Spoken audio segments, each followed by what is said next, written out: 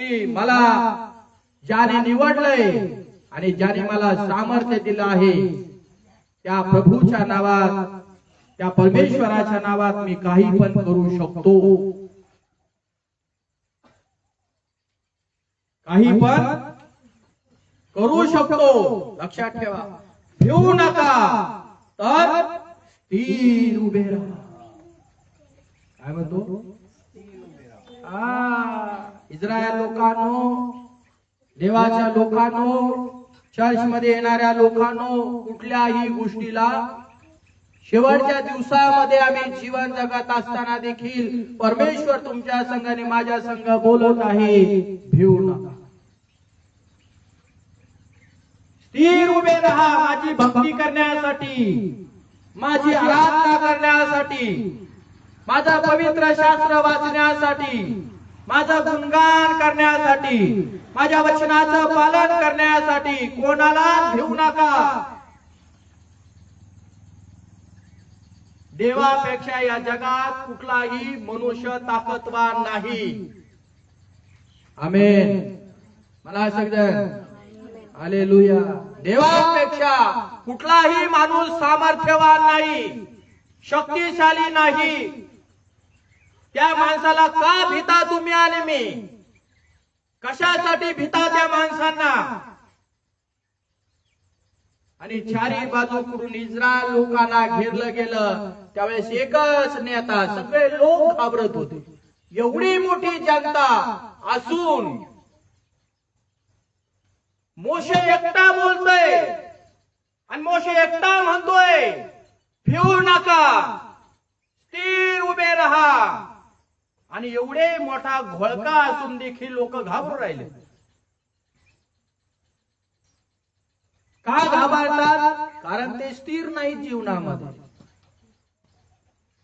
संकट त्यांच्या जीवनावरती आलं. त्यांनी ज्या देवाने त्यांना बाहेर काढलं त्यांच्याकडे बघायच्या ऐवजी ते संकटाकडे पाहू राहिले, शत्रूंच्या तलवारीकडे पाहू लागले, भाल्याकडे पाहू लागले, कोयत्याकडे पाहू लागले, तलवारीकडे ते पाहू लागलेले आहेत आज. आणि घाबरत आहे त्यांचा जीव. आता आम्ही मरणार आहेत, आता आमचं जीवन संपलं, आता आमचं काही खरं नाही. पण मोशे एकटा कसं काय बोलत होता? मोशे एकटा कसं काय त्यांना शिकवत होता, सांगत होता की भिवू नका, भिवू नका, भिवू नका. मोशे मध्ये ताकद कुठून आली? मोशे मध्ये सामर्थ्य कुठून आलं? मोशे मध्ये हे बल कुठून आलं? मोशे मध्ये ही एनर्जी कुठून आली? काय मोशेला भीती वाटली नाही की तो पण त्यांच्यामध्येच उभा आहे? जर इस्रायलच्या लोकांना ते शत्रू मारून टाकणार होते तर मोशे पण त्या ठिकाणी आहे. मोशेला पण कत्ल केलं जाईल, मोशेला पण मारलं जाईल, मोशे पण मरणार आहे. मोशेला असं वाटलं नाही. मोशेला आता भीती नाही वाटली का आपल्या जीवाची? आता हे लोक मला मारून टाकतील बाबा, कारण त्या लोकात मला पण त्यांनी घेरले ना.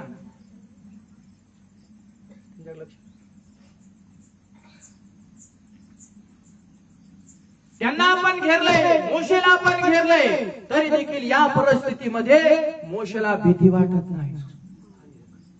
येशू मसीह की मोशेला काय वाटत नाही? भीती वाटत नाही. भिवू नका, स्थिर उभे राहा आणि परमेश्वरास तुमचे जे तारण करील ते पहा. तुमच्या आणि माझ्या प्रभूचा हात तोडका नाही झाला, त्याला तुम्हाला आणि मला संकटातून मुक्त करता येत नाही, आजारातून बाहेर काढता येत नाही. ज्यांना लेकर बाळ नाही त्यांना लेकर बाळ देणार नाही असा तो परमेश्वर नाहीये. अशक्य गोष्टी शक्य करणारा तो देव आहे. अलौकिक चमत्कार करणारा तो परमेश्वर आहे. जे लोक त्याच्या बरोबर उभे राहतात त्यांना तो विजय देणारा देव आहे. येशू मसीह की विजय देणारा तो कोण आहे? परमेश्वर आहे. म्हणून आज तुम्हाला आणि मला यातून शिकायचं आहे की जे लोक स्थिर उभे राहतील परमेश्वर त्यांना संकटातून मुक्त करील. पण जे लोक स्थिरच नाहीत आता मंडळीमध्ये, देवाच्या लोकांमध्ये, देवाच्या लोकांच्या उपस्थितीमध्ये स्थिर नाही तर ते कधी येतील? अमावस्याला येतील, पौर्णिमेला जातील. बरोबर आहे ना? कधी जाणे कधी या, कधी जाणे कधी या. हे लोक कधी स्थिर होणार नाही. आणि संकट आले ना ते म्हणते काय उपयोग आहे चर्चला जाऊन? कशाला जातो चर्चला? काय चर्चला जाऊन काय भेटणार? अरे बाबांनो, देवाच्या उपस्थितीत उभे राहायला शिका. नोकरीवर एखादा जर मनुष्य लागलेला असेल ना तर त्याला जोपर्यंत ड्युटी आहे ना, सकाळी 9ला तो गेला, आता 12 घंटे ड्युटी झाली, तर 12 घंटे त्याला त्या ठिकाणी काम करावं लागेल. आणि त्यांनी जर सुट्टी टाकली ना तरच त्याला घरी राहता येईल.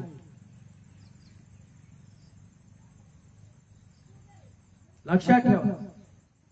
आणि आमचा परमेश्वर 24/7 आमच्या बरोबर राहतोय, आमच्या संगती राहतोय. मग आम्हाला सुट्टी कशात आहे? पण लोक सुट्टी घेतात, प्रार्थनेला जायचं नाही. आज लय पाऊस आलेला आहे ना, आज प्रार्थनेला जायचं नाही. नाही, आज काय लग्न कार्य आहे मग ते प्रार्थनेला जायचं नाही ना. नाही, आज ते पाहुण्याचा कार्यक्रम आहे, असा तसा आमका धमका फलाना, मग तिकडे आम्हाला जायचंय, मग जायचं नाही. तुम्ही सुट्टी घेता.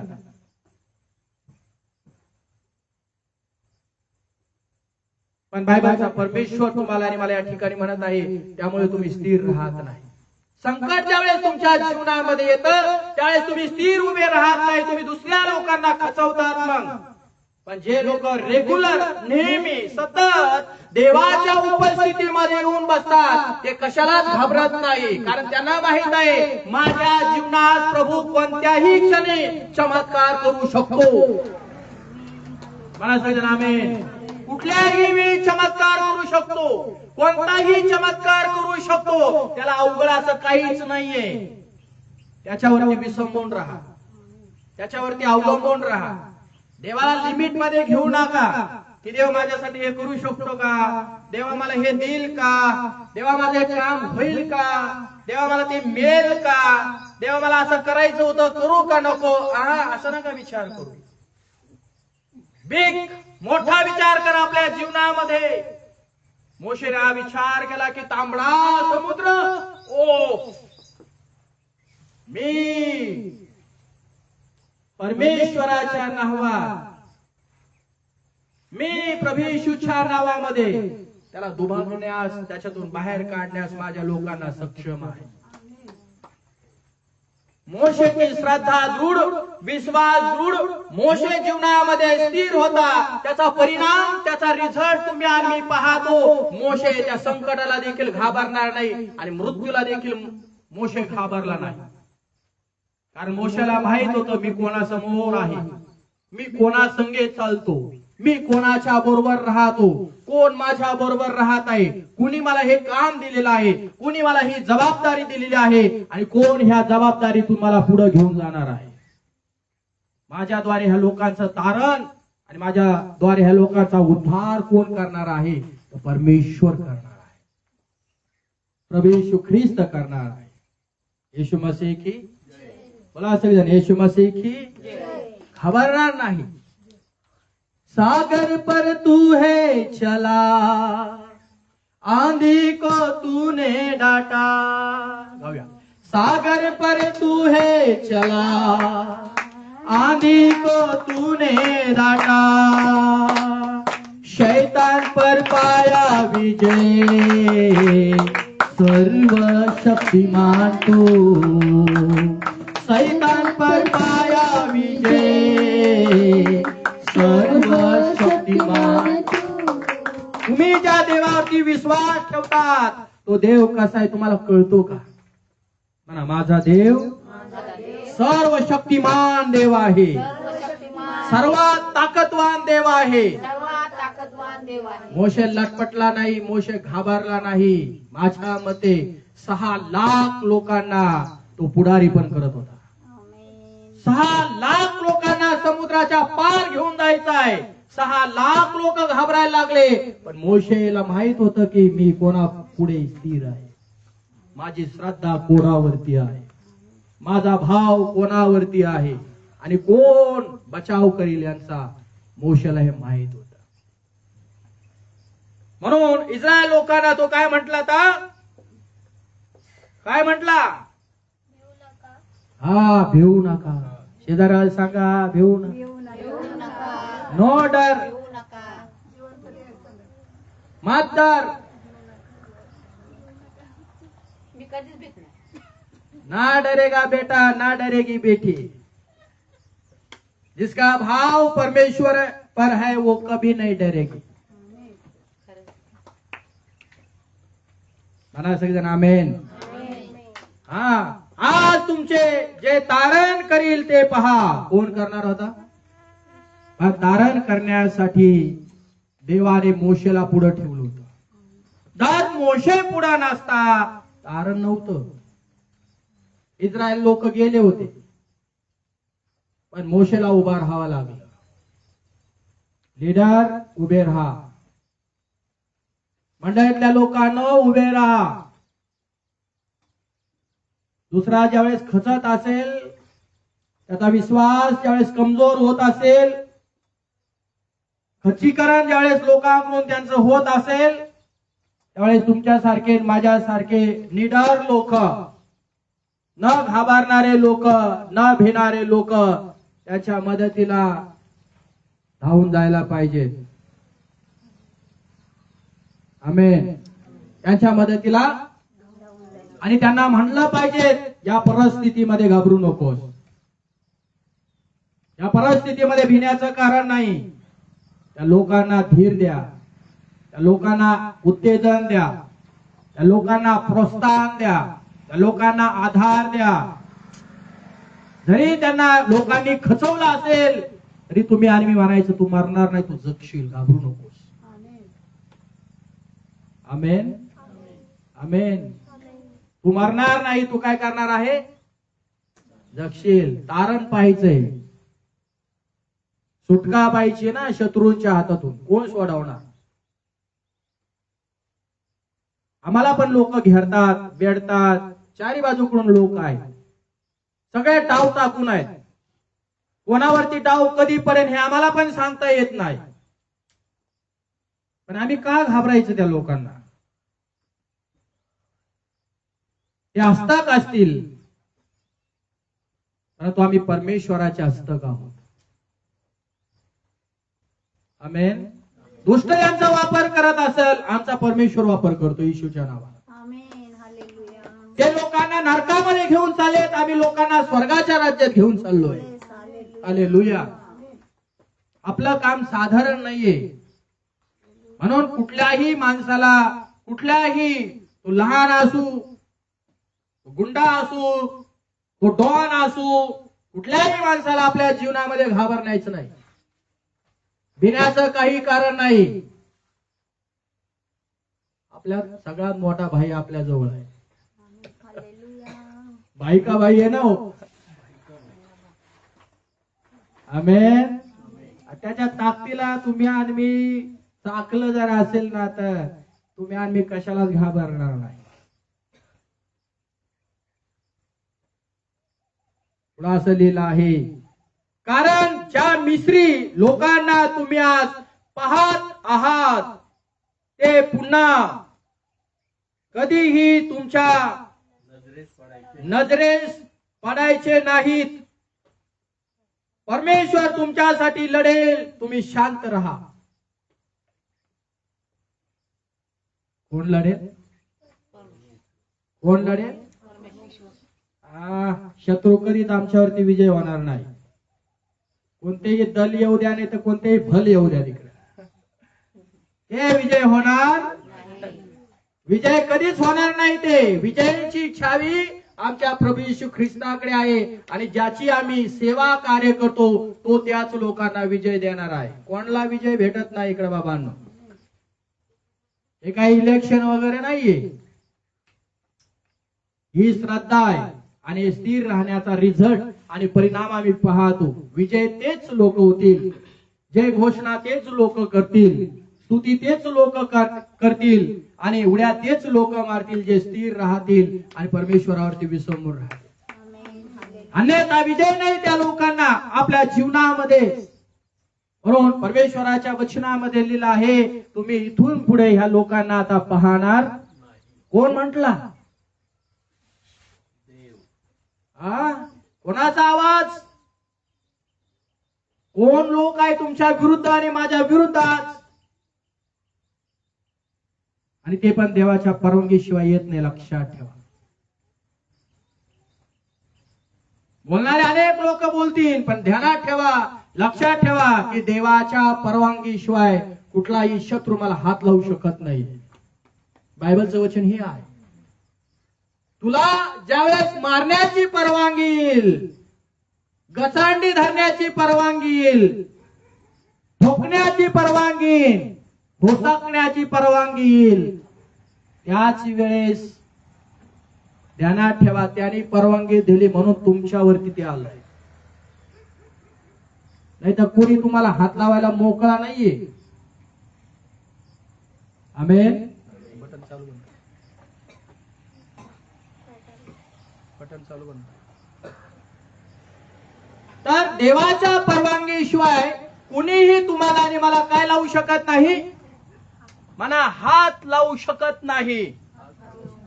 काय लावू शकत नाही? हात लावू शकत नाही. आणि जर देवाने परवानगी दिलेली आहे तर ध्यानात ठेवा, लक्षात ठेवा की त्यावेळेस तुम्हाला तुमच्या आणि माझ्या जीवनावरती हल्ला होणार. तुम्हाला माहित आहे, येशू ख्रिस्त फिरत होता सेवा कार्य करत असताना. अनेक लोक टपून होते येशू ख्रिस्ताला मारण्यासाठी. त्या काळात आमच्यासारखी सेवा कार्य करत होता, तुमच्यासारखी सेवा कार्य करत होता. लोकांना जाऊन चांगलं करायचं, भलं करायचं, चांगलं करायचं, कल्याण करायचं लोकांचं. नुकसान कोणाचं नाही केलं येशू.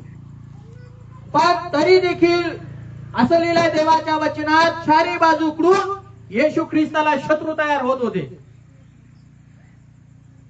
देव असूनही पण, देवाचा पुत्र असून सुद्धा एवढे मोठे चमत्कार करीत होता, तरी देखील लोक त्याला पकडण्याचा प्रयत्न करत होता.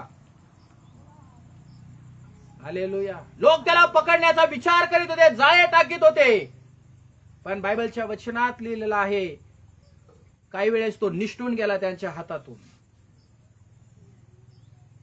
डोंगरातून त्याला खाली ढकलण्यात येत होते. सगळ्या जणांनी गावामध्ये चमत्कार केले, चिन्ह केले, म्हणून सगळ्या लोकांनी त्याला गावाच्या बाहेर काढलं आणि डोंगराच्या किनाऱ्यावरती आणणे त्याला ढकलून देणार होते. येशू पण तिथं चतुर राहिला. तिथून त्याने आपला जीव घेऊन पळाला, तिथं सुटला त्यांच्या हातून. वेळ झाली होती पण पूर्ण झाली नव्हती. सुटण्याची सुद्धा वेळ आहे, लक्षात ठेवा. सापासारखं तुम्ही आणि मी या जगामध्ये सावधान देखील राहणं गरजेचं आहे. हालेलुया. तुम्हाला आणि मला सुटका मिळेल, तारण होईल, उद्धार होईल. पळ पण काढायला शिका. ज्यावेळेस पळायची वेळ येईल ना, पळायला पण पाहिजेत आपण. आणि येशू ख्रिस्त काय म्हटला? अरे मी मंदिरात शिकवत होतो त्यावेळेस तुम्ही मला धरलं नाही. तुमच्या गावात आलो, तुम्ही माझ्यावर हल्ला केला नाही, तुम्ही मला पकडलं नाही, तुम्ही मला जेलबंद केलं नाही, तुम्ही माझ्यावरती अटॅक केला नाही, हल्ला केला नाही. का नाही केला? त्यावेळेस तुमच्या समोर आलो, तुमच्याच गावात आलो, तुमच्याच लोकात आलो, तुमच्याच लोकांना सुवार्ता सांगत होतो, तुमच्याच गावात येऊन चर्च बांधलं, तुमच्याच गावात येऊन लोकांना उभं केलं, भक्ती वाढवली, श्रद्धा वाढवली, अंधश्रद्धेतून त्यांना बाहेर काढलं. तुमच्याच गावात येऊन मी काम करतोय ना. माझी वेळ नाही आली अजून. हालेलुया. येशूची वेळ आली नाही म्हणून त्याला पकडलं नाही, माझी वेळ आली नाही म्हणून मला पकडलं नाही अजून, आणि पकडणार पण नाही. जोपर्यंत तो परवानगी देत नाही, शत्रू मला घेरू शकत नाही, दुश्मन मला घेरू शकत नाही. षडयंत्र ते करतील, पण जोपर्यंत त्याची परवानगी येत नाही तोपर्यंत मला हात पण लावणार नाही. मी फिरत राहीन, मी गाजवीत राहीन सुवार्ता, मी देवाचं वचन फिरवीत राहीन, सगळं काही करत राहीन, मला पकडण्यात नाही येणार. म्हणा सगळेजण आमेन. हे फार महत्वाचं आहे. येशू प्रभू की. म्हणून मोशे त्याच्या लोकांना काय म्हणाला आहे, आता काय करा तुम्ही, आज परमेश्वराचं काय पहा, खेळ. आज ह्या दुश्मनांना, आज ह्या वैऱ्यांना तुम्ही पाहणार नाही. आज आपली ही नवीन करातली गोष्ट नाही बरं, काही जुन्या करात आहे. जुन्या करात डायरेक्ट मिस्री लोकांना डायरेक्ट देवाने त्याचा हात क्रोधाचा प्रगट केला आणि त्या मिस्री लोकांना मारून टाकलं. त्यांनी समुद्रामध्ये त्यांना गाडून टाकलं. बरोबर आहे ना. ते गेले बाहेर, मोशे गेले, इस्रायल लोक गेले. पण ज्यावेळेस मिस्री लोक आतमध्ये समुद्रामध्ये शिरायला लागले त्यावेळेस असं लिहिलेलं आहे, समुद्र दुभागलेला होता आणि मोशेने त्याच्या लोकांना घेऊन पार गेला, बाहेर निघला. आणि त्याचे लोक बाहेर काढल्यानंतर हे लोक रथ घोडे बिडे घेऊन आतमध्ये शिरले, पाठला करीत हल्ला करीत, मारा यांना असं लिहिलंय देवाच्या वचनात. परमेश्वराने दुभागलेला समुद्र परत एकत्र केला आणि सर्व मिस्री सेना त्या ठिकाणी मारली गेली. पण नवीन करा तुम्ही आणि मी अशी प्रार्थना नाही करायची की आता आमच्या वैऱ्यांना मारून टाक. आमचे शत्रू तयार झालेत, आमचे वैरी तयार झालेत, कोसाकोसात, गावागावात, रस्त्यावरती. प्रभू त्यांना आंधळ कर, त्यांना मारून टाक, त्यांना खलास करून टाक. अशी प्रार्थना नाही आज प्रभूची नवीन करारामध्ये इच्छा आहे की सगळ्या जणांचं तारण झालं पाहिजे. जरी ते तुमचे आणि माझे शत्रू आहेत, परंतु ते तुमचे आणि माझे नसून ते प्रभूचे शत्रू आहेत. आणि प्रभूला देखील तो चमत्कार दाखवायचा आहे त्यांना. आणि म्हणून या दिवसांमध्ये RSS चे लोक देखील प्रभू येशू ख्रिस्ताच्या राज्यामध्ये सगळं काही सोडून येत आहे. बजरंग दलचे लोक पण येत आहेत, मुसलमान लोक पण येत आहे देवाच्या राज्यामध्ये, मौलाना लोक पण देवाच्या राज्यामध्ये, ख्रिस्ती राज्यामध्ये येत आहे. त्यांना कळत आहे की प्रभू येशू ख्रिस्त हा साधारण नाहीये, हा जगाचा निर्माण करणारा परमेश्वर आहे. येशू मसीह की. जगाचा निर्माण करणारा तो परमेश्वर आहे. आणि मग तुम्ही आणि मी परमेश्वराच्या वचनामध्ये पाहतो सर्व मिस्रातील लोकांना मारून टाकलं. पण आज तुम्ही आणि मी ही प्रार्थना करायची की प्रभू मला घेरणाऱ्या लोकांचं तारण कर, मला वेडा टाकणाऱ्या लोकांचं तारण कर, माझ्या जीवनावरती जे षडयंत्र रचत आहे त्यांचा उद्धार कर, माझ्याद्वारे कर, माझ्या मुखातून बोल, माझ्या हृदयातून बोल, माझ्या तोंडातून तू सामर्थ्य बाहेर काढ आणि त्या लोकांचं परिवर्तन कर, त्या लोकांना बदल. कोण तुमचे शत्रू आहेत, प्रभूला ही प्रार्थना करा. कारण प्रभूची इच्छा नाही की या वैर्याने देखील नरकामध्ये जावं. ज्याची तारणाची वेळ ठरलेली आहे, उद्धाराची वेळ ठरलेली आहे, पण त्यावेळेस तुम्ही आणि मी आपल्या मुखातून प्रभूचं शब्द, प्रभूचं सामर्थ्य, प्रभूचं वचन त्यांच्या समोर फेकलं पाहिजे. आमेन. काय फेकलं पाहिजे? प्रभूचं वचन फेकलं पाहिजे. जर प्रभूने आपल्याद्वारे त्या वैर्याचं तारणच ठरवलेलं आहे तर आपल्या मुखातून निघणारे धारदार शब्द त्या माणसाच्या अंतःकरणाला भेदून आरपार जाऊन तो माणूस पश्चाताप करेल. तो माणूस पश्चाताप करील, तो माणूस गुडघे टेकील प्रभूच्या समोर आणि तो म्हणाल पास्टर मी जे काही केलं ना मला हे माहित नव्हतं, पण ज्यावेळेस तुम्हाला पकडलं आणि तुमच्या मुखातून ज्यावेळेस सामर्थ्याचे शब्द बाहेर निघले त्यावेळेस माझ्या अंतःकरणाला त्याने फोडलं, त्या वचनाने फोडलं, त्या ख्रिस्ताने फोडलं, त्या प्रभूने फोडलं आणि मी तुमच्या मुखातून निघणाऱ्या शब्दाच्या द्वारे सामर्थ्य पाहिलं. आत्मिक जीवनात मी चमत्कार पाहिला, अलौकिक गोष्टी मी पाहिल्या. मला कळालं मी किती वाईट करत होतो हे कृत्य, मी किती घाण कृत्य करत होतो हे मला कळालं. मला कळालं पास्टर, तुमच्यामध्ये देवाची वस्ती आहे, देव तुमच्या बरोबर आहे, इस्रायलचा देव तुमच्या बरोबर आहे. म्हणा आमेन. इस्रायलचा प्रभू आमच्या बरोबर आहे आणि तो आज तुम्हाला आणि मला ही घोषणा करत आहे. काय करा तुम्ही आणि मी? त्याच्यावरती अवलंबून राहा. काय राहा? म्हणा त्याच्यावरती अवलंबून राहा.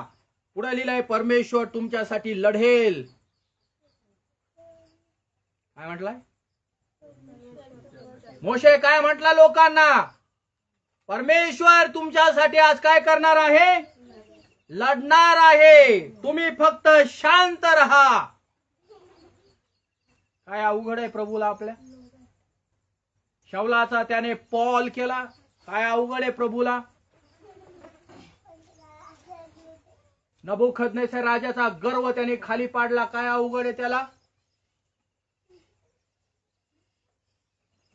काय अवघड काय तुमच्या आणि माझ्या प्रभूला? कोणता वैरी बदलणार नाही, कोणता दुश्मन बदलणार नाही, कोणता शत्रू बदलणार नाही. काय त्या शत्रूची ताकद त्या परमेश्वरापेक्षा मोठी आहे का? अरे अख्खं एक जग पूर्ण एका बाजूला जरी गेलं ना तरी मी प्रभू बरोबर उभा राहील आणि प्रभूला म्हणेन, प्रभू सांग या जगाला सुवार्ता माझ्याद्वारे. अख्खं जग एका बाजूला जाऊ द्या, सगळ्या जणांची युनिटी होऊ द्या, एकत्र येऊ द्या, पण मी प्रभूच्या बाजूने उभा राहील. आणि ज्यांच्या बाजूने प्रभू आहे विजय त्यांचा आहे. अख्खं जग जरी एका बाजूला झालं तर ते हरलेलंच आहे. कारण ज्यांच्या बाजूला देव तेच विजय आहे. कारण देव आमच्या बाजूने लढेल आणि तो लढतो प्रभू येशूच्या नावातच. कोणत्या गोष्टीमध्ये देव लढत नाही लक्षात ठेवा. म्हणून आज आपल्या जीवनाचं आत्मपरीक्षण करा. देवाने तुम्हाला आणि मला शब्द दिलेला आहे की तुम्ही शांत राहा, तुम्ही स्वस्थ राहा, मी लढेल. तुम्ही स्थिर राहा, मी तुमच्या बाजूने उत्तर देईल. तुम्ही माझ्यावरती विसंबून राहा, तुम्ही माझ्यावरती अवलंबून राहा, मी तुम्हाला मदत करेल, मी तुम्हाला सहाय्य करेल. आणि आज लढणारा परमेश्वर जरी अदृश्य आहे, जरी आपल्या डोळ्याने तो दिसत नाही, पण तुमच्या आणि माझ्या प्रार्थनेच्या द्वारे तुम्हाला आणि मला त्याचा रिझल्ट बघायला मिळतो. तुम्हाला आणि मला उत्तर बघायला मिळतात. ज्यावेळेस तुम्ही आणि मी प्रार्थना करतो त्यावेळेस तुम्हाला आणि मला उत्तर बघायला मिळतात. ओ प्रभूने कार्य केलं, अरे प्रभूने बदलला त्या माणसाला. बदलणार नव्हता. कसं काय बदलला? तुझ्या प्रार्थनेने बदलला. तू स्थिर राहिली म्हणून बदलला, तू स्वस्थ राहिली म्हणून बदलला, तू देवावरती अवलंबून राहिली म्हणून तो बदललाय. ती बदललेली आहे. असेच कुणी माणसं बदलत नाहीत. तुमच्या बुद्धीने बदलणार नाही, तुमच्या शक्तीने बदलणार नाही, तुमच्या बोलण्याने बदलणार नाही, तुमच्या विचाराने ते बदलणार नाही. पण ज्यावेळेस तुम्ही प्रभूवरती अवलंबून राहतात, विसंबून राहतात आणि देवाला पुढे लढायला करतात, देवा तू लढ, मी तुझ्या मागे लपतो बाबा, माझी ताकद तू आहे. बल मेरे गढ़ मेरे आराधना हो तेरी. गाऊया. बल मेरे गढ़ मेरे आराधना हो तेरी. शरण मेरे आधार मेरे आराधना हो तेरी. आमेन. तो माझा आधार आहे, तो माझी ढाल आहे, तो माझी लपण्याची जागा आहे आणि त्याच्यावरती मी अवलंबून आहे. मी माग पाहणार नाही. इस्रायल लोकांसारखं ओ शत्रू आले आता काही खरं नाही, माग बघायचं, माग बघायचं. आम्ही दिशा धरलेली आहे पेत्रासारखी प्रभूकडे पाहण्याची. प्रभूकडून मोशेने ज्यावेळेस आपल्या जीवनातून नजर हटवली, मोशेच्या जीवनात दुर्घटना घडली आणि पेत्र बुडू लागला. तुम्हाला जर बुडायचं नसेल तर प्रभूकडे पहा. आमेन, आमेन, आमेन. उभे राहा.